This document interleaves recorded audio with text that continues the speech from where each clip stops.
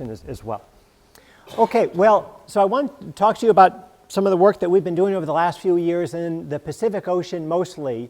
We've done some work in the Puerto Rico Trench as well, but mostly I want to talk about the Pacific Ocean and what we've been doing looking at the microbes that are present in a few select Hadal environments and a little bit about their activity, a little bit about some culture-based analyses, and a little bit about some genome-based analyses. So those four things. And by way of introduction, so we're talking about the Hadal zone. The Hadal zone has various definitions. It's mostly been described as depths in the water column in the ocean that are below 6,000 meters. More recently, it's been suggested that it should be a little deeper, 6,500 meters. But that's a relatively minor point. In the Hadal zone, there are 33 true trenches, that is, true subduction zones where one of Earth's plate is being driven underneath another one. There are also some troughs, some very deep depressions in the ocean. The average depth of trenches is 8,200 meters. So off our coastline here, the Atacama Trench going down much more than that, 8,800 meters or so is well below that mean depth. The deepest depth is on the order of 10,920 meters in the Mariana Trench that we'll talk a little bit about. We're not talking about a large part of the ocean when we talk about Hadal environments. Only 1/4% of the ocean. It's not a lot of the area of the ocean, but it does represent the deepest 41% of the depth range. And if you're interested in extreme conditions, in my case, I'm really interested in how hydrostatic pressure puts the squeeze on life and influences the evolution and the distribution of life. It's a good place to go for that reason. Okay, and so this image here is taken from a nature perspective from a couple of years ago. It just gives you a few of the key markers of deep ocean environments. So here on the left, we have depth in thousands of meters. And then on the right, you see some images and some associated text that describe some of those features. So as you go down, you get to the deepest scuba diving depth and where very little sunlight penetrates, the deepest diving mammal, various manned submersibles and how deep that they can go. Here's the deepest fish. Actually, the deepest fish go down more than 8,000 meters, as we know now. The Puerto Rico Trench, which is the deepest part of the Atlantic Ocean, and then various means for going to the absolute deepest part of the ocean. Here is the Deep Sea Challenge manned submersible, the Trieste. All of these devices down here are retired or lost. So we don't have any capability today to go into the deepest part of the ocean using an instrument like an ROV or a manned submersible, something that could move along the seafloor. Nothing like that exists. The deepest remote operated vehicle is the Abysmo from Japan. Okay, another important thing to think about, and perhaps for us to discuss, is in terms of some of the exciting aspects of trenches, it has to do with where they get their carbon and energy. So trenches can receive carbon energy in the form of dissolved organic carbon or particulate organic carbon coming from above or coming from other locations, and then also from below as a result of serpentinization and other geochemical processes, methane, other short-chain hydrocarbons, hydrogen can come from below. Earthquakes have been suggested to be important in suspending material that's on the seafloor, bringing that back up into the water column of trench environments. So those are also really key factors of trenches. So here's where I want to take you today. So we've got to think west, think Western Pacific, and I'm sorry, this is a little hard to see, but here you're seeing this arc here is the Mariana Trench, and we're mostly down here in the southwestern corner of it. So we'll talk a lot about it, a little bit about the Kermadec Trench that runs north of New Zealand, and a little bit about the Tonga Trench. We did get one sample a couple years ago, and I can say a little bit about that. but mostly Mariana Trench today. And here's just some of the bathymetry and the locations of some samples that we've obtained. During the James Cameron Deep Sea Challenge expedition, we did a lot of work in Papua New Guinea. I won't tell you about that, but it was a lot of fun. It was a very exciting expedition down there. But also here in the Western Pacific near Guam, we did work in the Mariana Trench. Serena Deep is a very interesting place to go to. A reducing zone is present in a part of the Serena Deep, and this goes to 10,700 or so meters, Challenger Deep, and then as a control we did some sampling outside of the Ulithi Atoll. So this is our relatively shallow sample. These are our Hadal samples. And then here is where we did a variety of deployments with the National Science Foundation funded Hades program. And so this is the Kermadec Trench here, and so we did a lot of samples coming. New Zealand's down here, and so coming up along the trench in a fairly northern trajectory, we did a lot of deployments, got a lot of different samples there. And then another cruise associated with the Hades program was back in the Mariana Trench, and so here's work that we did with various lander deployments in the Serena Deep, and then there was a short follow-on cruise that I led where we went out to the Challenger Deep and did some work. Okay, well, let me start with 2012 and the James Cameron expedition. Here's James Cameron. Here's that beautiful lime green torpedo that he was in. And there are a lot of interesting design features of this sub for us to talk about. And one of the striking things about it to mention is it was really small. So here you're looking at the hemispheres for the manned part of the sub being built. And you get a little sense of the perspective. It's really small. Also, that manned sphere was attached to the body of the sub in an interesting way. First of all, the body of the sub is all syntactic foam. And polyester straps were used to attach the sub to that syntactic foam. So the structural material of the sub provided buoyancy. So it did two different jobs. And the polyester straps took into account compression effects as the sub went deep. So really a very novel design feature associated with the sub. Other interesting aspects of the sub, of course, it went down vertically. Because most of its time was going to be going down through the water column or up, it was designed to go fast down and fast up. So it could go up when it was rising, it would go almost 4 meters per second. In fact, it was so fast that they had to modify the sub, because at first it was twirling around when it went down or up, and that was not good. So they had to stabilize that. And went down almost 2 meters per second. So it was very fast. It had a lot of lithium batteries. It had a lot of bright LED lights. It had a couple booms. One was for light, one was for camera. It had one manipulator arm. Lots of great cameras. I guess you wouldn't maybe be surprised that they had a red Epic camera. That's the kind of camera that's used in IMAX large screen format presentations, 3D filming, a macro lens, wide angle lens. Pretty amazing. So here's the sub getting launched into the Challenger Deep off the starboard side of its support vessel. That's not such an exciting view. The view is much better down below. So this is a few hours later on the bottom of the Challenger Deep.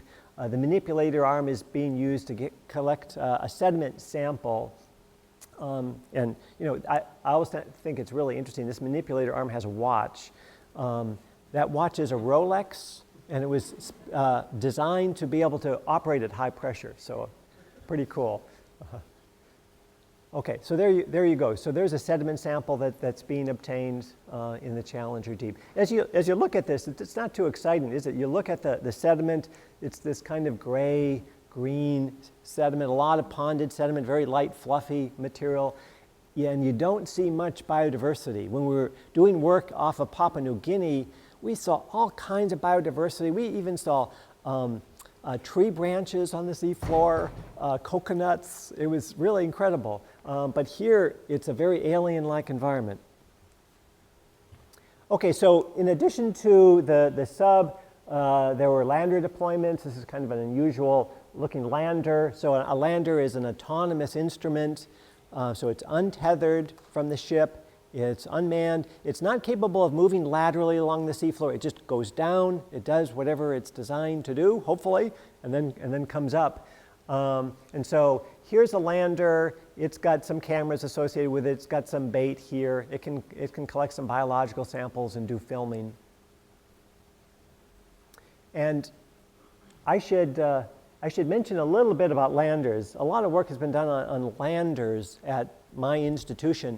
This is some film from the 1960s or maybe even early 1970s. There was a program at Scripps for a while developing what was called the monster camera, an autonomous instrument, very similar in how we deploy our landers today. It has this kind of mooring deployment. It's got the flag. It's got some floats. It's attached to, this is animation in science in 1960 or so, or maybe it's 1970. So it's not really very sophisticated, but it shows you what's going on here. So this lander's dropping down. Here's some lights. It's got a movie camera here, nothing very fancy in that period of time. This is going to drop down. Eventually it's going to get to the sea floor. And when it gets to the sea floor, yeah, there it is on the sea floor. We've got this fish here as bait. And the idea is every now and then it's going to turn the lights on and it's going to take some movies and hopefully it's going to find some organisms that have never been seen before. So yeah, again, this is animation. This is kind of primitive, but the point is that it worked. It actually generated some movies, and so they were able to look at things feeding on various kinds of bait. This didn't go super deep. I don't know what this depth is. Maybe it's just a few hundred meters down. But you can see hagfish and some other fish there feasting away on the fish carcass. So it was a way to start to look at the life history of some kind of vertebrates as well as invertebrates in the ocean. And it was a start. And this kind of simple technology has been modified over the years for all kinds of applications. People use autonomous instruments that will drop down and have a similar basic philosophy and scientific approach for all kinds of physical oceanography, geophysical measurements, as well as biological oceanography. Okay, well, we've come a long ways since then, but we still use these kinds of landers. So here's a image of a lander from Alan Jameson. We worked with Alan Jameson during the Hades program, and you see a nice tripod design for the lander. So it has some stability on the seafloor, and it certainly has a lot of other features, but you see the mooring kind of display with the floats, and eventually out there somewhere is a flag. But with a lander like this, you have a radio beacon when it's at the surface. You can control it underwater acoustically, so you can let it know when it's time to come home, or you can just have it set up with a timer. And Alan has used this all over the world with great success. And some of you have met Alan. Alan has been here to Chile, at least I believe he has. Maybe not? Okay. Anyway, he's from Scotland, he's from Aberdeen, and is very active in Hadal work. And here's some other landers. So the Deep Sea Challenge lander. This is a lander that we developed. It's similar in design. We use a lot of syntactic foam for buoyancy. We'd like to use syntactic foam rather than glass floats because we don't have to be always inspecting the glass to see if it's still available for us to use. We don't have to worry about implosion so much, and our instruments can be brought up on the ship quickly because we don't have to bring in all the floats and then the instruments. So it comes up quickly, which has some advantages. This lander, we also call it the Lego lander because it's modular. We can take off our camera payload and we can put on payloads for other things, for water sampling alone or something like that. Here's an elevator designed from Hui that was used for much of our work in the Kermadec Trench, and this was very good. We had all these glass floats up top for buoyancy. Here's an SOI lander using syntactic foam for buoyancy. This is Schmidt Ocean Institute based in Northern California. Jeff Drazen from the University of Hawaii had a nice fish trap that he used kind of like a lander, a nice way to collect both fish and crustaceans. And then here's the Woods hole, AUV, ROV, the Nereus. And this, you know, we had a lot of problems working with this in the Kermadec Trench. It has a very thin fiber optic cable that allows video feeding from the ROV to the ship. And so when it's working, it's fantastic. You're right there in the control room, getting real-time video data as it moves along the seafloor. It's great. You can control it. You can tell the ROV just what kinds of sediment or animal samples to collect. So it's really powerful. But that fiber optic cable kept breaking. We had problems with the winch and the crane, and it was one problem after another. And then finally, we were deploying it at 10,000 meters in the Kermadec Trench, and we thought it was working great. And then the video image went dead. When the instrument should have been at the surface, we didn't see it. And then finally, we saw bits and pieces of the instrument up at the surface, and so we knew that it had imploded, which is a problem, of course, at such great depths. But it did some great work. Here's the Nereus, an image of a really funny-looking sea star that has this opening on the top as well as on the bottom. And this is in the Kermadec Trench. I don't recall the depth. It was probably something like 8,000 meters. So going into relatively underexplored environments like trenches, you can find all sorts of unusual forms of life, like this sea star here. Well, we deployed this in December of 2014 in the Challenger Deep. And when you go into really deep Hadal environments, oftentimes below about 8,000 meters, you don't find any more vertebrates. It'll be interesting to see in the Atacama Trench just how deep the vertebrates go. I don't know what's known about that. But what you see are a lot of these scavenging amphipods. And so a lot of what's been characterized in trenches has to do with these organisms, these kinds of organisms. This is Hirondelia gigas here that you see feeding on some fish bait.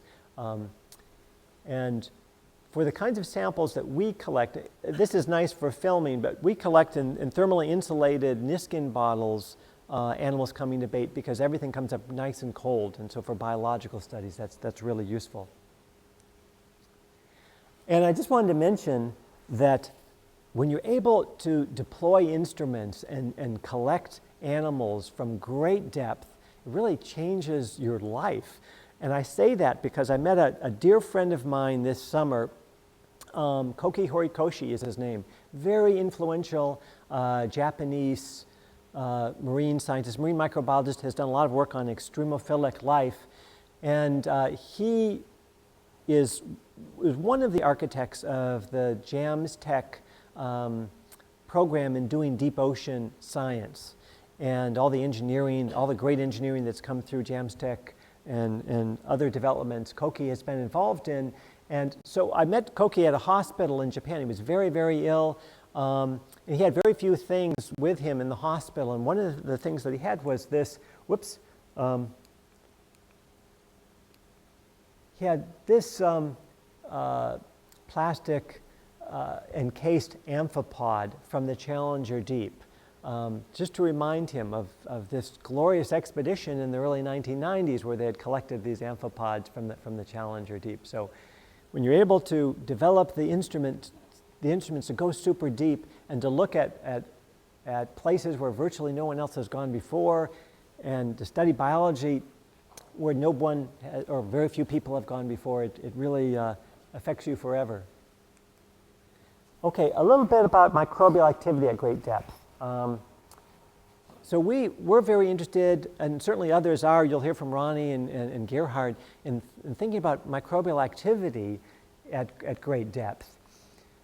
And during the Serena Deep Cruise in 2014, we collected water samples, bottom water samples, at various depths. So here you see depth, here you see latitude. So here is the water samples along the overriding plate as we're heading out from Guam. And then here is water samples coming up the underwriting plate.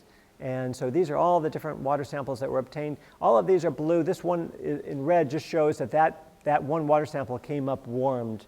And so we were very careful about the temperature when we get these samples, because that influences the microbial activity measurements in a dramatic way. So anyways, we had all these water samples. They were collected using this Schmidt Ocean Institute lander system here, and you can see the Niskin bottles there. And this is work from a PhD student, Logan Peoples. And so the way we measure activity is we use click chemistry. This is a single cell based fluorescent method where you treat cells with a variety of different kinds of chemicals. We use a methionine amino acid analog that's modified so it has this alkyne azide group associated with it, and you can react cells that have taken up this analog with a fluorophore that has an alkyne group, and in the presence of copper, there is this cycloaddition reaction that occurs between the azide and the alkyne group, and you add this fluorescent tag directly to the protein, or if you're using a nucleotide analog, then it'll go directly into the DNA. So you can look at DNA synthesis, you can look at protein synthesis using this kind of fluorescent tagging approach. And these are just some images that show, this is from our strain collection, this is from the Kermadec Trench, this is a microbe that can only grow at high pressure. When we do this kind of click chemistry on cells at atmospheric pressure, we see cells but not taking up any of the fluorophore associated with protein synthesis. Here's 27 megapascals of pressure, and then finally here's 90 megapascals at pressure. So these numbers here, this is 27 megapascal is like a depth of 2.7 kilometers. This would be like a depth of 9 kilometers or 9,000 meters. And so here you see we start to see activity. So this method works. We can correlate the fraction of cells that take up the fluorophore with the cells that are most active at those pressures. So this is how we can look at activity in a general way. And so this is what we've done in the case of the Serena Deep. So we've got here the ratio of the fraction of active cells, and this is measured at the in situ pressure over atmospheric pressure. On this plot, it's similar. It's just the ratio of the active cells at 110 megapascal, the deepest ocean depth, versus the in situ pressure.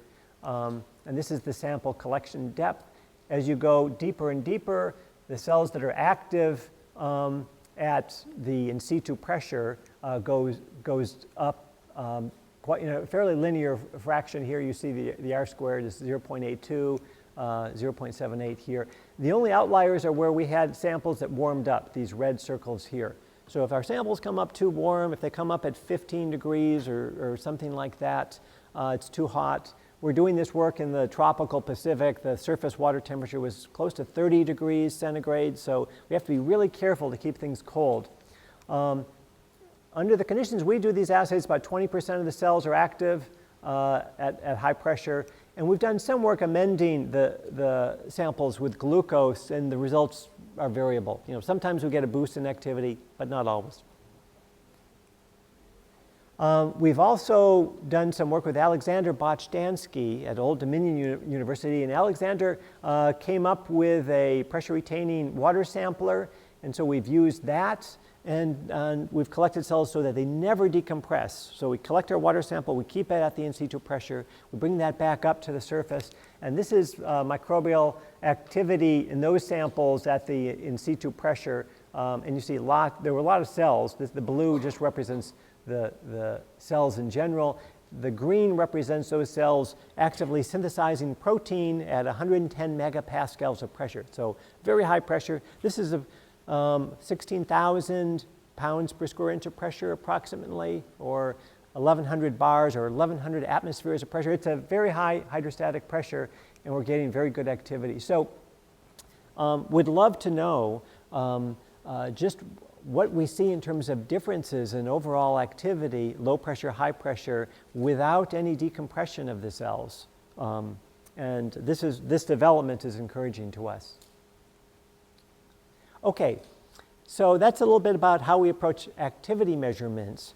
But what about just who's there? Really basic question. Who's there in deep ocean trenches? How do deep ocean trench communities compare to other communities in the global ocean?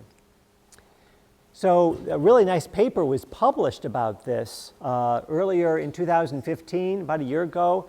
And this is from a group at Jamstec, Nunora, Ken Takai, and others. And they used next generation sequencing. They were using 454 sequencing, going down to the water column. This is right over the Challenger Deep. And you see they got a lot of samples. There's something like 14 samples here, water samples. And they looked at the distribution of microbes. And they found differences in the kinds of microbes, including in the bottom water. They had a lot of heterotrophic bacteria. And they thought that was really interesting. All these microbes like Helimonus and Pseudomonas that live off of organics. And so these results, taken together with the work of Ronnie and others, led them to believe that perhaps because of the concentration of organic material on the trench floor axis and its resuspension into the water column, that's why they had these kinds of microbes present. So this was a nice beginning study asking that question about who's there in a deep ocean Hadal trench. So we followed up with some of that work from the James Cameron Deep Sea Challenge expedition. We obtained water samples and we filtered, and so we got particle attached microbes, and then we've got free living microbes, and then on the 0.1 micron filter we got the diminished size free living microbes. And we went through a certain kind of platform pipeline to analyze the diversity of microbes there based on Illumina sequencing of a part of the 16S ribosomal RNA gene. We work with colleagues at the Marine Biological Laboratory, Mitch Sogan and others, and so we worked first with their pipeline called VAMPS, and then we like the mother collection of algorithms for dealing with sequences, and I won't go through all of these details, but we followed all these steps to begin to ask questions about the diversity of microbes present in the Serena Deep and in the Challenger Deep. And so a lot of measurements of diversity. Here I'm just showing you one, Simpson evenness of the samples that we obtained. And we compared our samples to 322 other marine environmental samples in that same database. And so this is for the bacteria that we obtained in our different samples, and this is the Archaea. With regard to the bacteria, the diversity was in general quite low. There were a few Challenger Deep samples where the diversity was much higher, but in general it was quite low. The archaeal diversity was never that great, and it was sort of the middle of the group of Archaea in our samples. So nothing really special to say about that. When we looked at the communities of microbes we found and we thought about what they look like, what we see in the case of bacteria, this is a dendrogram based on the communities of microbes that we had in our samples compared to other marine microbial communities in the same analyzed in the same format. And here are some of those kinds of communities that we're looking at. So we've got coastal water, hydrothermal vent samples, biofilms, all sorts of different kinds of samples. And what we find in the case of our samples here, they look most like diffuse flow hydrothermal vent samples. And I think this is because the hydrothermal vent environments that have been looked at, many of them are quite deep, and if you get enough outside of the immediate vent fluid, you're looking at background seawater, and we were seeing something kind of similar to that. So we see some things that look like diffuse flow environments associated with hydrothermal vents. And in the case of Archaea, it was similar. Also, we were seeing samples that look a lot like these purple bars here. Again, the purple bars are hydrothermal fluids. So we saw some connections there. Specifically in the case of the Archaea, a lot of connections to fluids from seeps in the Mariana Forearc region. So that whole region may have some communication. The communities may be related. because of that. So we did see a Mariana connection with the Archaea. And then we drilled a little bit deeper. So here we're looking at the bacteria, Challenger deep, Serena deep, and then our control, the Ulithi atoll. And the colors here represent the different filters that the microbes were collected onto. 3 is green, 3 micron, 0.2 micron is the red, and the 0.1 micron is the blue. And we just have these all stacked up on top of each other, looking at the overall abundance. The total abundance possible would be 300% if we're adding the 3 different filter types together. And so here are the major groups of microbes that we were looking at in the bacteria domain. And what you see highlighted here is that we had a lot of gamma proteobacteria, more gamma proteobacteria in the Challenger deep and the Serena deep than in the Ulithi atoll. Also more epsilon proteobacteria, SAR 406, well known to exist in deeper ocean environments. You may be surprised by this. We can talk about that. Cyanobacteria, there's an enrichment of cyanobacteria in Hadal environments. Now, doesn't that sound strange? It doesn't make sense. And then we've got Gamatomonodetes, we've got OP9 and JS1 and spirochetes and some others. Okay, so now we're starting to look at the groups that are really abundant in the trenches. This is good. We're starting to be able to, getting to the point where we can think about what this means. Likewise with the Archaea. In the case of the Archaea, we have a lot of marine group 2 and 3 that are more abundant, maybe especially as on particles in the bottom waters of the Challenger deep and in the Serena deep. Okay. If we look at the species level or at the OTU level, we can ask what species or what OTUs are most enriched in the Challenger deep or in the Serena deep relative to the Ulithi atoll. So what we've got is the relative abundance of those species in the samples and then the fold enrichment. And up here in the upper right-hand corner, you see, well, we've got in the Challenger deep, we've got some oil-degrading species that are particularly abundant. We've got some sulfur oxidizing species in the Serena deep, which we think is more of a reducing environment. SAR 406 as well, here in the Serena deep on the 0.22 micron filter. So this is good. We're able to look and see those species that seem to be Hadal enriched. And here are some examples. So cyanobacteria, lots of Prochlorococcus. Prochlorococcus is really abundant in the surface waters over the Challenger deep. And we think, we guess, in association with particles, that Prochlorococcus is making its way down to the sea floor. In fact, if those sediments that you saw James Cameron collect earlier on in the Challenger deep, if we take those sediments and we flow sort the cells and do single cell based analyses of who's there, we mostly have Prochlorococcus there as well in the superficial sediments. So we think the cells have just remained intact during the transit to the deep ocean. And then, whoops. Then there's this guy here, Sulfa Rudess. You may not know about it. Sulfa Rudess is really interesting. We also see a lot of Sulfa Rudess down deep. And Sulfa Rudess is known to be a deep-loving microbe. It's found in really deep places like deep gold mines in South Africa or in the western United States where they've drilled down for atomic testing or something like that, or nuclear waste disposal.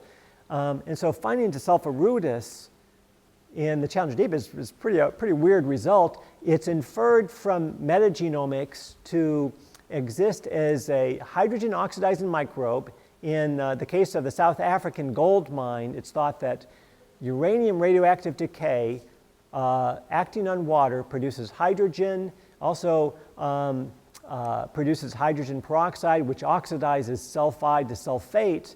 And so this microbe is able to reduce sulfate and it gets its hydrogen from the radiolysis of water. That's the idea, at least. So very interesting to find that microbe in the Challenger deep.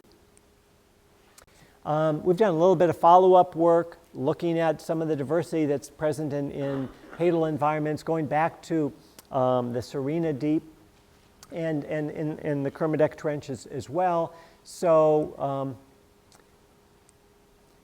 here we're just looking at some sediments either from a multi-core or from push core samples that we've got. The red is Kermadec. This here is a Serena deep sample. But you see how we're going progressively deeper. This is a water column sample here. And the take-home from this kind of Illumina tag analyses of the major groups of microbes is that we've got a lot of Archaea in SAR 406 and SAR 202 in these superficial sediments that are very deep in the water column. And many of these particular OTUs are similar to microbes found in other parts of the Mariana Trench or the Japan Trench or the Puerto Rico Trench as well. So maybe Puerto Rico Trench is especially interesting. So a totally different ocean basin where we see some commonality. And the Archaea, here we're just looking at groups of Archaea that are present in this whole sample suite here.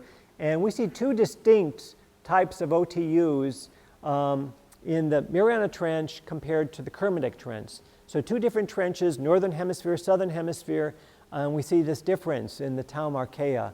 And we don't know what that means, but it's interesting to think about what that might mean and how one might study it. So we've done a little bit of work with the Archaea in the Puerto Rico Trench. And so we've been doing some single-cell genomics on a Nitrosopumulus, so this one genus. Here is a phylogenetic tree showing the placement of one of our sags from the Puerto Rico Trench. This is from a depth of about 8,300 meters, and so there's this deep clade that shows similarity to the Nitrosopumulus. When we do best reciprocal blast analysis of metagenomes with different genome sequences of Nitrosopumulus, the Puerto Rico Trench sag we have shows best recruitment, best shared genes present in deep ocean environments, so Mediterranean at sea at 4,900 meters, Puerto Rico Trench at 6,000 meters. So we obtained some genome characteristics. We sequenced about 832 genes. The genome completeness was about 72%. Here's the relationship of our Puerto Rico Trench Nitrosopumulus sag to that of the well-characterized Nitrosopumulus maritimus strain. And so we see a lot of overlapping in genes, but also some distinct genes, which is interesting even after assembly. And some of those genes are doing interesting things. So we see some evidence of fatty acid metabolism within a member of the Archaea, which isn't supposed to be the case, right? These are Archaea. They have very different lipids. They don't make fatty acids like bacteria, but they do. So we see a complete glycine cleavage pathway for breaking down the amino acid glycine, which involves an enzyme system where a protein is modified with a fatty acid addition. We see some genes involved in LPS biosynthesis or related to genes involved in LPS biosynthesis. I don't think that Archaea are making LPS, but they have some genes that have that similarity. And we see some other enzymes involved in fatty acid synthesis, the initial stages. So there's a fatty acid connection. Maybe that's something that's found more preferentially in really deep ocean members of the Archaea as part of their diversified metabolism. We also see a complete urease system for breaking down urea to ammonia. So maybe there are some distinct features of the metabolism of deep ocean Archaea, and that may be true to a lot of deep ocean microbes. Okay. Who's there? Piezophiles and non-piezophiles. I don't have a lot of time, but I do want to emphasize that we're really interested in culturing microbes that we get from the deep ocean, and I'll talk more about that tomorrow. This is a little movie clip from Archaea, who was one of my mentors years ago. He's got kind of a funny looking lab. You see all these pressure gauges in the background. Well, he did a lot of work with pressure vessels and culturing microbes from deep ocean places at high pressure. And he was very successful at doing that. And so that's That's the culture tube that we work with in deep ocean research. You need a facility that has a lot of these.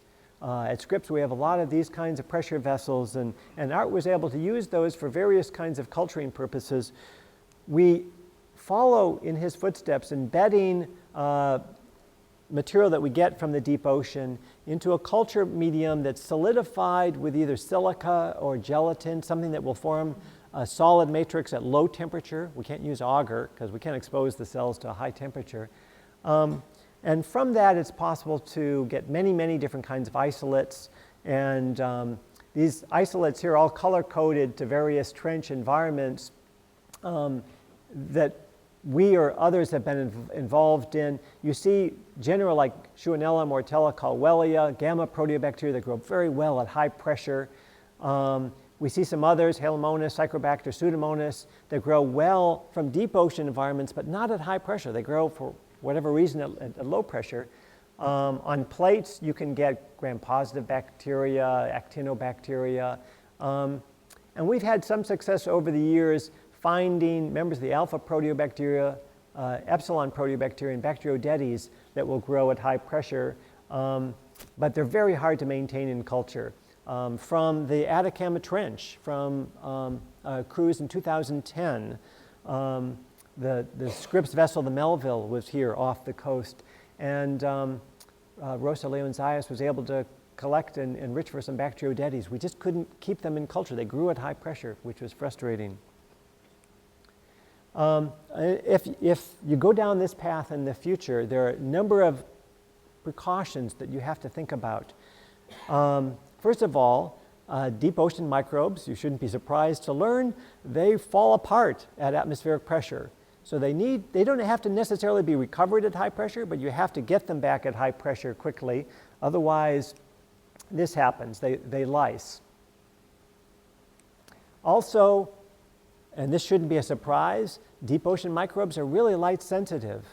In fact, they lack genes for repairing ultraviolet light induced damage to their DNA. So you want to work with your samples that you collect under special lighting conditions so you don't kill the cells. And this is just some experiments where we were taking a photolyase gene that had been transferred by horizontal gene transfer into a relative of a deep ocean microbe that we do genetics on. And when we added that photolyase gene to our deep ocean microbe, the UV resistance went up as much as 10,000-fold, so a really dramatic difference. So ultraviolet light is a problem for piezophiles. Keep that in mind. And I don't have a slide about this, but temperature. You have to get the samples back cold.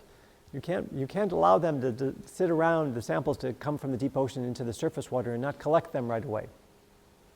So we'll go from landers to one kind of a sample or another. It can be water, sediment, animal sample here like an amphipod. We'll do our embedding in, and we'll put things into our pressurizable tubes, get those into a pressure vessel, and see what we can grow. From the Deep Sea Challenge expedition, we were very successful isolating a microbe that has been given the name Colwellia maniacus. And here's the growth rate, here's the pressure, and these are some other comparison high pressure adapted microbes. Maniacus likes to grow at a nice low temperature. 6 degrees is better than 10 degrees. And as you follow its growth, you see that even at 130 megapascal, it's growing pretty well. It grows to 140 megapascals. That's the upper pressure limit for microbial life as we know it now. And so this is Colwellia maniacus, and this is work from a collaborator, Masa Kusubi, who spent time in my lab. And the name maniacus is from a group of high school students on the island of Guam. So it was the high school students who named this species. And they had this really nice bit of artwork showing amphipods falling apart and giving rise to these microbes that we could grow up at high pressure. I thought they did a great job. Okay, and I'm really out of time. I think maybe I'll save this for tomorrow when I talk some more. So let me just cut to the chase. We've done some comparative genomics.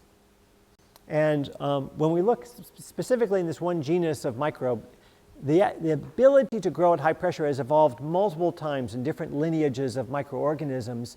In the case of the Colwellia, we see altered polysaccharide and pili for growth on surfaces. Deep ocean microbes really like to deal with heavy metals. I know in Chile you like copper. Well, deep ocean microbes like copper too. At least they like to detoxify it, so they're very good at doing that. We see some changes in respiration. We see some changes in the cell membrane, in the cell wall, modification of tRNA molecules. So we see these special adaptations. And I can talk some more about that. And then the other thing that I want to get to is that piezophilic, this means high pressure adapted, Colwellia have more basic proteins. So here are some genomes from the piezophiles in the Colwellia. Here are some comparison organisms. The mean PI of their deduced proteome is 6.7, and for these organisms here it's 7. And so there's something very interesting going on there, and we can talk more about what that means. But this is true for other piezophiles as well. They have more basic proteins. This may be something very important to life at high pressure. Okay, so I'm going to cut through all of this for future discussion. And so here are my conclusions. We've looked at activity at great depth. We still don't have a clear idea if pressure retaining sampling is absolutely necessary or not, and more work is going to need to be done there. We've done some work looking at the communities of microbes that are there. We've been characterizing heterotrophs and hydrogen, sulfur, and methane oxidizers, aerobic oxidizers, sulfate reducers. We've found 34 bacteria and 4 archaeal species that are enriched in the Mariana Trench Hadal sites. Then we've done some culture-based work, and we've been doing some genomics as well. So I'll stop there. A lot of people to thank, more than I can spend the time to do so today, but these are people from various cruises. Masa I've mentioned, Alexander I've mentioned. Juan Ugalde from Universidad Mayor is helping with our genomics. Here are people in my lab that have been involved. And Rosa Leon Zayas, Logan Peoples were especially involved in this work, John Tarn as well, and various funding sources are there. And then from Rosa's PhD defense, we have this nice expression here. Okay, I'm sorry I'm so late.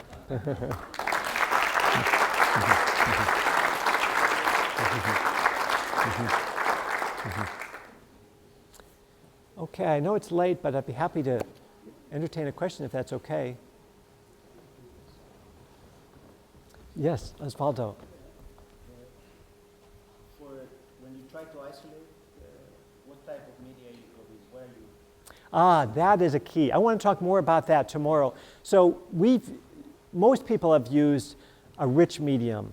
So we'll use DIFCO, marine medium, which has lots of tryptone and yeast extract.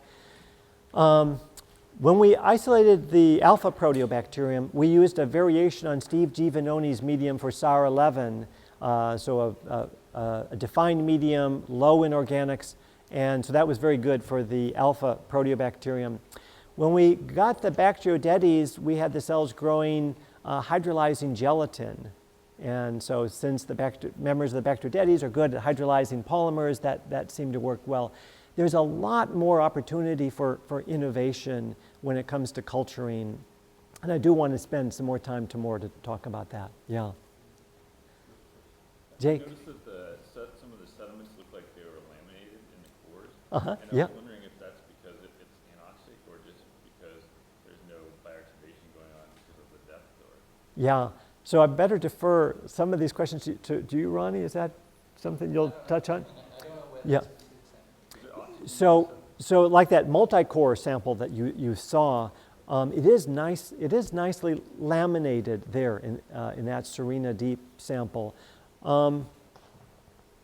So it's interesting. In some deep ocean environments, oxygen is going all the way down several hundred meters in low nutrient environments. People have seen that. In these cases, exactly what that lamination means, we don't know. So during the cruise, we got samples 0 to 1 and so on in terms of centimeter profiles through going down about 20 centimeters. So we'll see how distinct the microbial communities are, and that'll tell, and also we have partners doing the geochemistry, but I can't say anything about that yet. Yeah. More questions? Yes. Any plans to start the studies of the membrane and the infrastructure of the membrane of these bacteria? Yes. So, you know, it's very straightforward to look at just at the fatty acid profiles of the membranes. And what we always see in the high pressure adapted microbes is that they're loaded with unsaturated fatty acids. And oftentimes it's omega-3 polyunsaturated fatty acids. So that's key, and that's one of the diagnostics of a high pressure adapted cold deep microbe. But there's more work than that could be done in characterizing lipids. And certainly when it comes to the Archaea, there's a lot of work to be done characterizing the lipids there. And Kai Hinrichs in Germany, in Bremen, is great at characterizing the lipids of Archaea. And so he's one person as an example of someone who could characterize the archaeal membranes. It takes much more effort to characterize the distinctive lipids of Archaea than the bacteria. And in the case of deep ocean Archaea, you know, especially, this has not been done, and so much more should be done.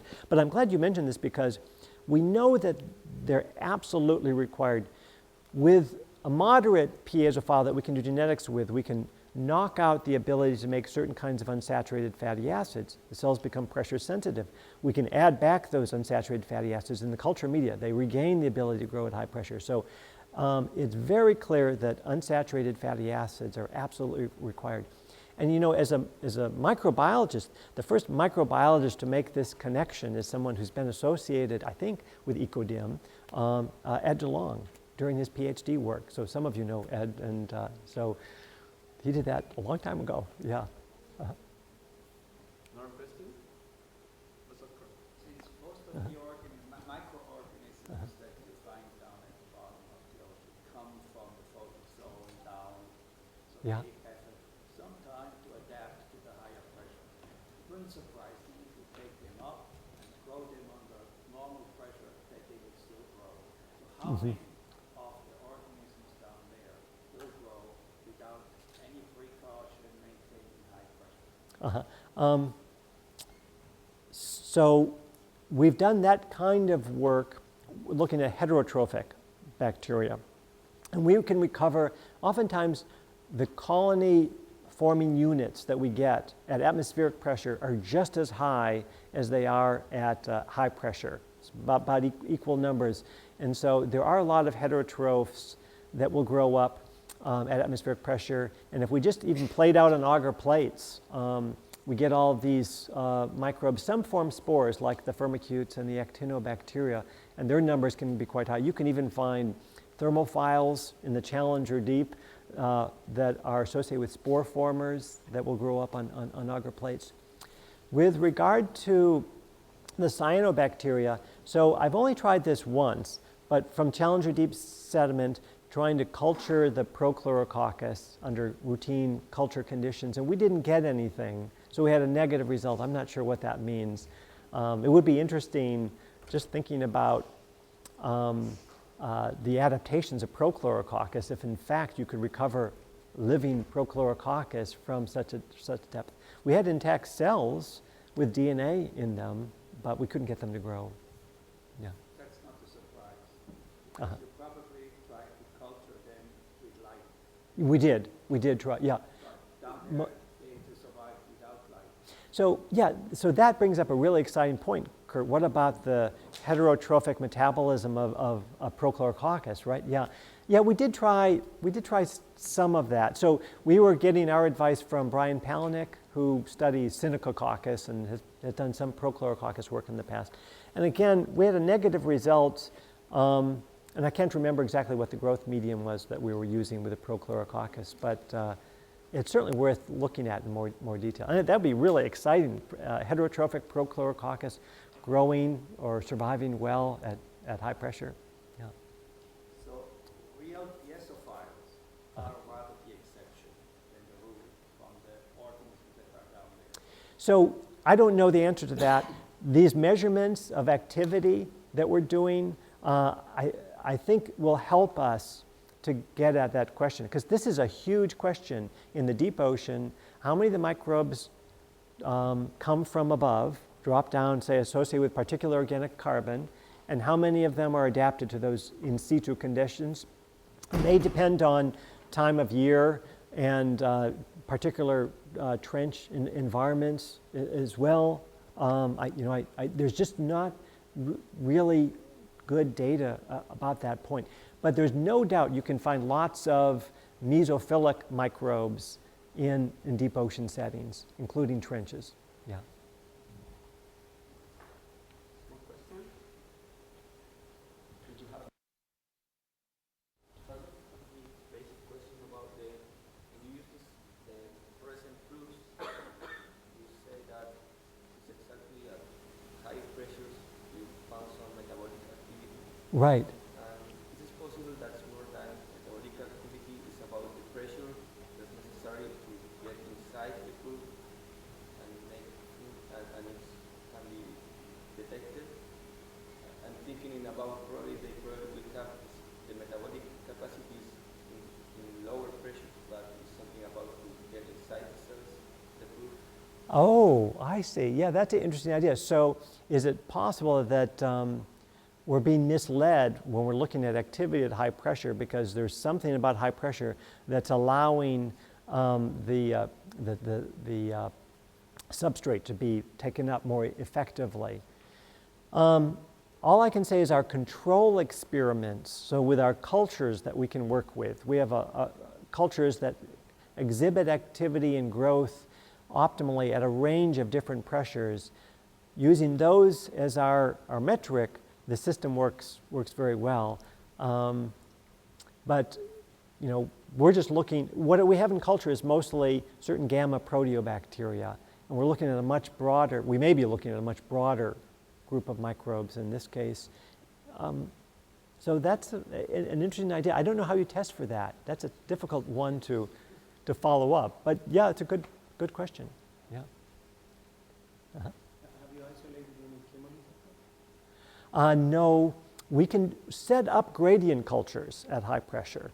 Actually, there's a lot of good tools for setting up cultures. So you could select for chemolithoautotrophs at high pressure directly. And we started actually doing some of the Atacama Trench work in 2010. Rosa started some of this and had some intriguing results. But we don't have any cultures today that are chemolithoautotrophs that are growing at high pressure. Yeah. It's all possible to do. Is this also Rudess that uses hydrogen peroxide, really a piezophile? Oh, yeah. So that's just based on alumina tag analyses of what's there. And so that was enriched in the Challenger Deep and especially in the Serena Deep. So no one's ever cultured it. In fact, we did some work collaborating with the people who work with the Sulfa Rudess in some different environments just to see if we got some samples that had the Sulfa Rudess, is the missing ingredient to culturing them pressure. We thought, wouldn't it be great if the reason nobody ever cultured these microbes in the South African gold mine or elsewhere was because they didn't apply high hydrostatic pressure. And so we tried that and it didn't work. We didn't see any kind of enrichment of the Sulfa Rudess. But they certainly could be piezophiles in deep ocean environments or maybe even deep subsurface environments. So the suggestion that they grow with hydrogen peroxide is a suggestion. Has never been shown Yeah. that they grow with hydrogen. That's right. That's correct. It's inferred from metagenomics, and I don't think it's possible there's some isotopic data that's consistent with that as well. I'm not sure about that though. It's mostly based on metabolic reconstruction from metagenome analysis.